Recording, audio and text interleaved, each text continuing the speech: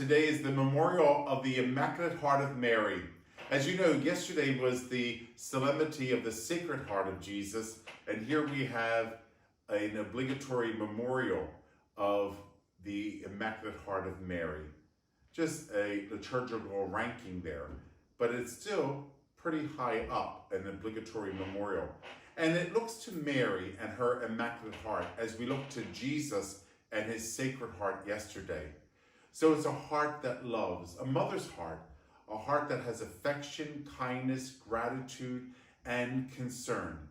If you were watching Mass this morning, Mary had a very concerned heart because the gospel today was Jesus being lost. Remember the finding of Jesus in the temple?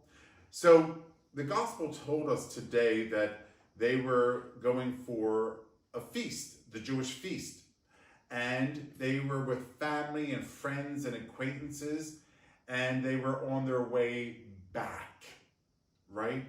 And Jesus went to Jerusalem and was in the temple talking to the elders. So the panic came in when Mary and Saint Joseph realized Jesus was not in the caravan. Could you imagine losing someone and the panic that takes place? So anyway, I was telling everybody, we know that Jesus is fully human and fully divine. So here goes the fully humanity of a young boy. So I think it's so beautiful because we can't forget, if we're going to say that Jesus is fully human, well then let's look at his boyhood and let's understand that. Because Jesus went off to go to the temple and speak to the elders, asking them questions, talking to them, and he, like any boy, it's like, oh, I'll catch up with them. Oh, no problem. I don't need to say anything. I'll get back to them. But that's not what a parent will tell a young boy. So I just want to say, when you hear about this gospel story, when you hear about the finding of Jesus in the temple, you know, the joyful mystery of the rosary, you would think of the beautiful humanity of Jesus and understand that. So Jesus was not trying to be disrespectful. Jesus was not trying to be disobedient. Jesus was being a boy.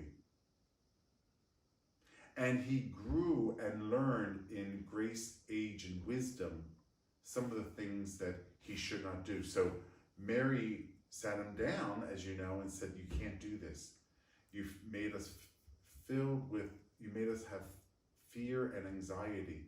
So you can't do that. You have to tell us, and you have to be close. And that's what happened. But I like to talk about that because it's a beautiful understanding of the humanity of Jesus. It's like, oh, Jesus is God. I know he's God. Oh, Jesus was not like any other boy. Well, then, if that's the case, I hate to tell you this, but if you say that, you're in heresy. You're in heresy. Because heresy, you know what that means. It means false teaching. To be heretical means you're a false teacher. So you have to understand that he's fully human. Not 85% divine and a little bit human. That's heretical.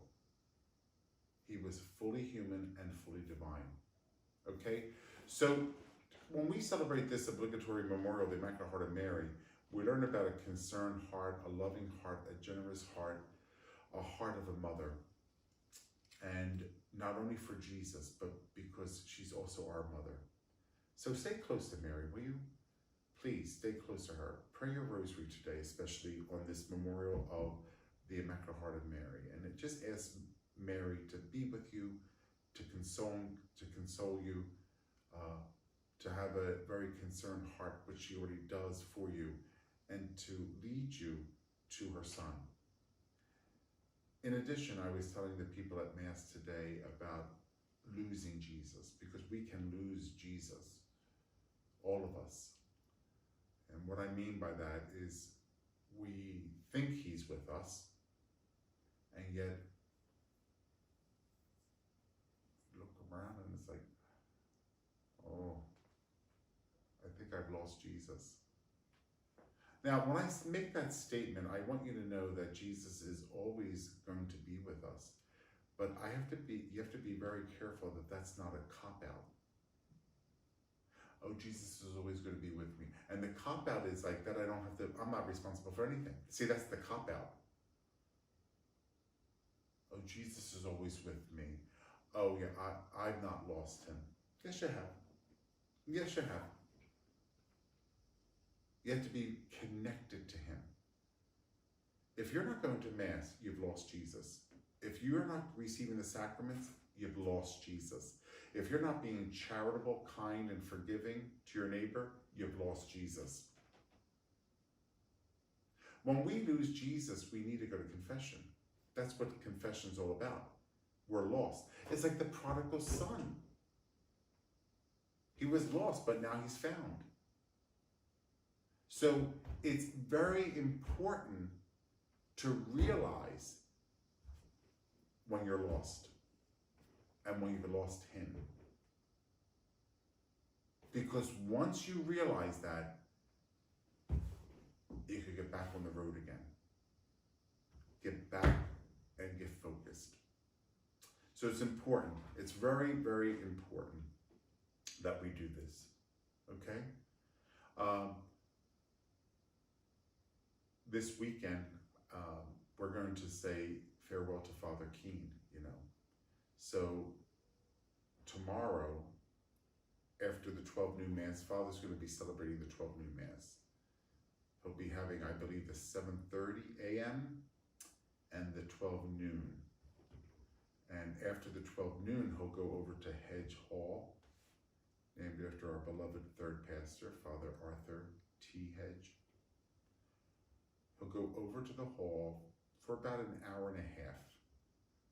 That's enough time to stand, right? I don't want to keep Father over there too long.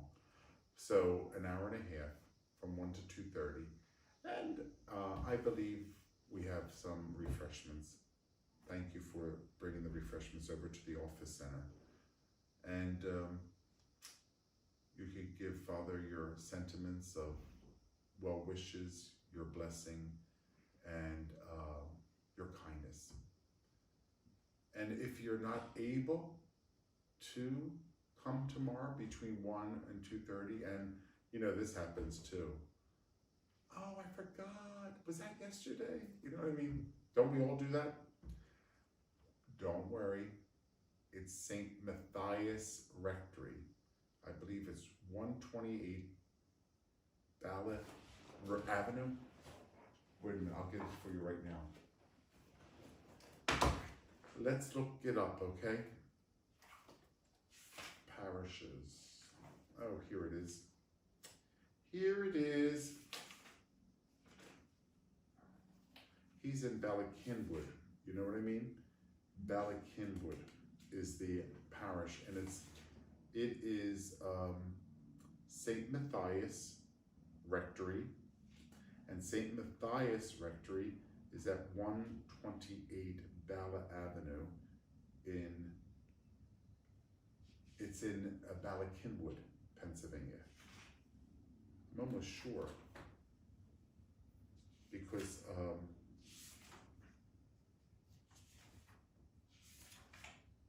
oh, here it is. I'm sorry. Saint Matthias Rectory, 128 Bryn Mawr Avenue. I knew I was not getting it. Bryn Mawr Avenue, 128 Bryn Mawr Avenue, Bala Cynwyd, Pennsylvania. 19004. So that's his address. Sorry about that. I know I was having a brain freeze, but I'm like, no, is it Bala? No, Bryn Mawr Ave.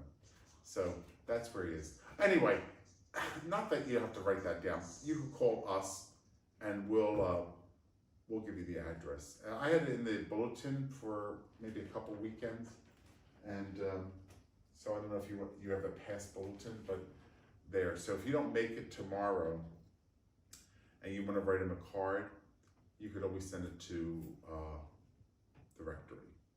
And you know, it just is a nice sentiment that you give priests your love and your prayers. We really appreciate it because you're our family and it's so nice. But Father is closing up his office at Pope John Paul II next week, and he'll be gathering all his belongings and moving into Saint Matthias, because he'll be working as the Assistant Vicar for Clergy for the Archdiocese of Philadelphia. And basically, he'll be working on the education and formation of our priest. So what does that mean? So do you know when I say the priests go on workshops, continuing education? Well, because of Father's background in education, and he got his degree in educational leadership, well, the Archbishop just, okay, I need you. So, that's how it works. He was principal there at Pope John Paul II. He went to St. Joseph's University to get his advanced degree in educational administration and leadership, and did a fantastic job there. But as you know, for us clergy, it's the need of the Archdiocese. So the Archbishop has to see the overall need and the gifts and talents of his priest, and to place them in appropriate ministries, or what we call apostolates. Apostolate comes from the Latin word from apostles, to be sent.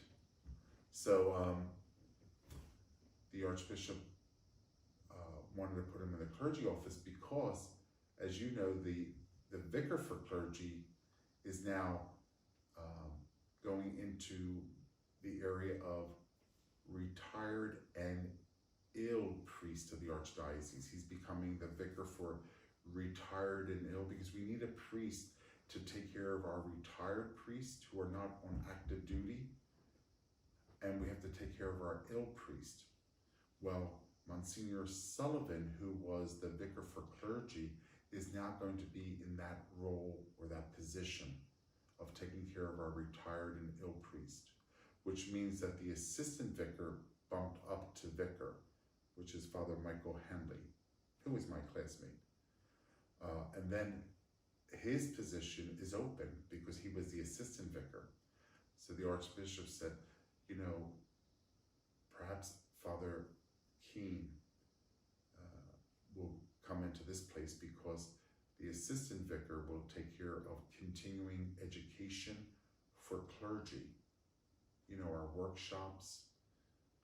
He'll be on the retreat committee for us, or he'll be on those entities that we offer even workshops for our junior clergy, those who are in the first 5 years, and then those who are recently ordained within the first 10 years.